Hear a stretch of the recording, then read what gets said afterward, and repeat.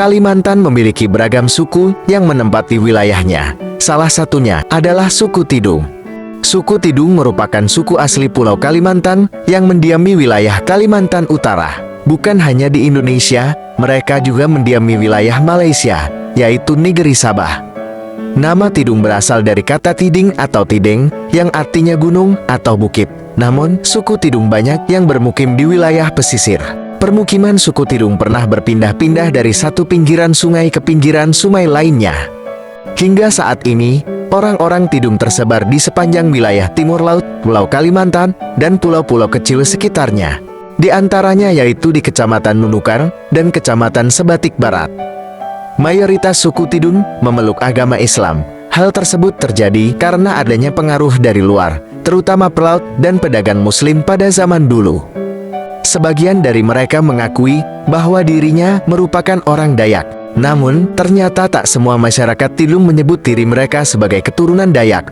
Ada juga yang disebut dengan Tidung Ulun Pagun, kelompok di daerah pesisir.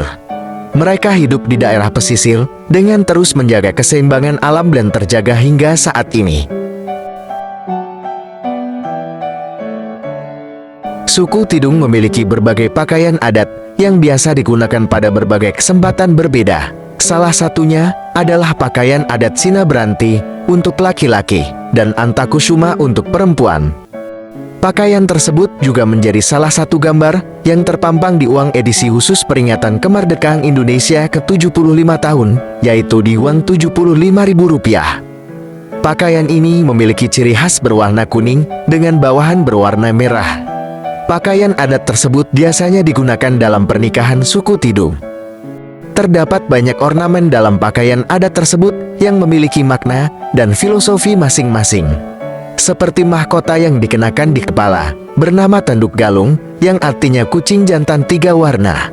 Mahkota tersebut memiliki makna untuk menangkal bencana, kesejahteraan, mendatangkan rezeki, kedamaian, dan disenangi banyak orang. Ornamen lainnya adalah gelang tangan yang disebut sulo, yang berarti mendinginkan. Gelang tersebut juga dilengkapi ukiran wapak, yang berarti doa supaya berbagai keputusan yang diambil mendapat restu Tuhan. Dan terdapat juga gelang yang disebut kalit. Kalit merupakan simbol pertahanan dan benteng yang kuat untuk keamanan dan perlindungan dari berbagai gangguan. Adapun pakaian adat lainnya adalah pelimbangan dan kurung bantut, yang digunakan untuk pakaian sehari-hari. Ada juga selampoi, yang dipakai saat acara ritual serta upacara adat. Dan tarulandum, yang digunakan untuk penyambutan tamu. Rumah adat suku Tidung adalah rumah baloi. Bentuk rumah adat ini berupa rumah panggung yang dibangun menghadap ke utara.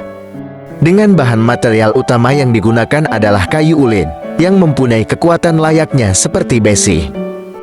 Kolong rumah yang tinggi biasanya digunakan untuk menyimpan perahu, karena masyarakat suku Tidung yang tinggal di daerah pesisir sering menggunakan perahu tersebut untuk melaut. Pada bagian rumah adat ini biasa dihiasi dengan ornamen bermotif burung, bunga, naga, gajar, ikan kerapu, dan berbagai tumbuhan. Sebenarnya rumah ini didirikan bukan untuk dijadikan tempat tinggal oleh suku Tidung, melainkan dibangun untuk dijadikan sebagai tempat berkumpul. Berbagai kegiatan yang masih ada hubungannya dengan adat istiadat akan sering dilakukan di rumah baloi ini. Bukan hanya itu, rumah baloi juga masih digunakan sebagai tempat hunian hanya bagi kepala adat. Sehingga, jika ada masalah yang masih berkaitan dengan adat istiadat, maka rumah ini akan digunakan sebagai tempat untuk bermusyawarah bersama. Upacara adat Tidung tidak hanya menjadi tradisi, tetapi juga sarana untuk melestarikan nilai-nilai leluhur. Masyarakat Tidung percaya bahwa menjaga adat istiadat ini merupakan bagian penting dari identitas dan warisan budaya yang harus terus dijaga. Setiap upacara memiliki makna simbolis yang mengajarkan tentang kehidupan, kebersamaan, dan penghormatan terhadap alam, dan menjadi pilar yang mendefinisikan identitas masyarakat Tidung hingga generasi mendatang. Tirau Tengkayu merupakan festival dalam sebuah perayaan budaya yang dilaksanakan setiap tahunnya, biasanya pada bulan Oktober. Festival ini diadakan untuk menghormati dan merayakan warisan budaya, hasil panen, serta hubungan harmonis dengan roh leluhur, yang dilakukan dengan serangkaian kegiatan seperti beragam perlombaan, mengarak perahu, dan menghidupkan sesaji ke laut. Dalam bahasa suku Tidung, nama Irau berarti perayaan. Sedangkan Tengkayu adalah pulau kecil yang dikelilingi oleh laut. Pulau kecil yang dimaksud mewakilkan identitas Pulau Tarakan. Puncak dari acara Festival Irau Tengkayu adalah pengarakan perahu hias keliling kota dan kemudian dihanyutkan ke tengah laut yang bernama Padau Tujuh Dulung. Padau Tujuh Dulung terdiri dari 3 cabang yang disebut haluan. Adapun total tingkat yang ada adalah 7 tingkat. Total tingkatan tersebut bermakna jumlah hari dalam 1 pekan, sebagai lambang perjalanan kehidupan manusia yang berulang setiap pekannya. Bagi suku Tidung, festival ini adalah waktu untuk merayakan hasil panen, memperkuat ikatan komunitas, dan menjaga tradisi yang telah diwariskan oleh leluhur. Tulak Bala. Tradisi ini biasanya dilakukan pada bulan Safar, setiap tahunnya pada hari Rabu awal dan akhir bulan Safar. Tempat pelaksanaannya berada di pinggir sungai atau laut. Suku Tidung percaya bulan Safar merupakan bulan yang penuh dengan mara bahaya. Karena hal tersebutlah, suku Tidung melakukan tradisi tolak bala untuk menolak semua hal-hal buruk. Masyarakat akan beramai-ramai membuat ketupat khas suku Tidung yang biasa disebut indiuku. Indiuku ini dibuat sesuai jumlah anggota keluarga di dalam rumah, lalu diikat menjadi satu bagian. Setelah itu dibawa ke tempat pengumpulan indiuku. Setelah prosesi pembacaan doa selamat, warga dan kalangan yang ikut dalam sesi tolak bala ini lalu saling bertukar indiuku.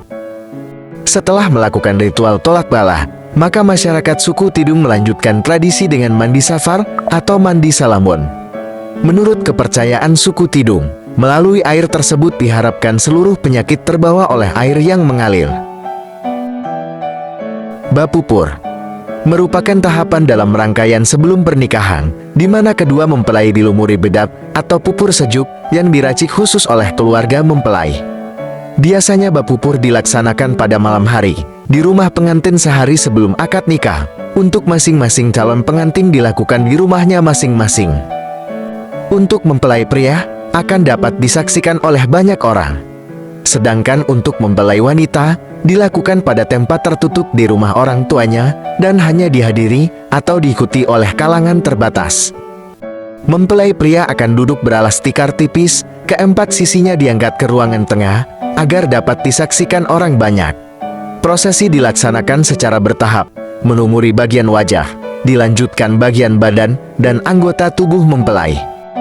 Prosesi juga akan diiringi dengan kemeriahan kesenian hadrah, atau dibunyikannya musik pengiring dari alat musik tradisional, serta lantunan sholawat.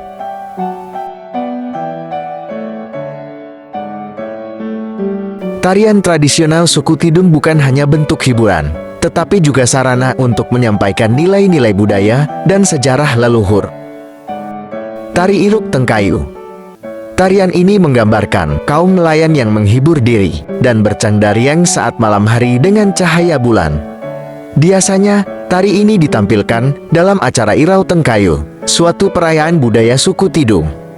Selain menjadi hiburan, tarian ini juga merupakan ungkapan rasa syukur atas rezeki yang diberikan Tuhan, dan merupakan ajan untuk memperkuat ikatan komunitas dan menjaga tradisi yang telah diwariskan oleh leluhur. Tari Ambe. Tarian ini menceritakan tentang anyaman tikar dari Nipah. Tarian ini juga menggambarkan keceriaan dan kegembiraan, serta memperkuat rasa kebersamaan dan kesetiakawanan di antara anggota masyarakat. Tari Tunggal Lingkudah. Tari ini dikenal dengan gerakan dinamis yang menggambarkan kekuatan, kelincahan, dan keharmonisan antara manusia dan alam, yang biasanya dibawakan dalam upacara adat, perayaan panen, atau penyambutan tamu penting. Salam satu bangsa.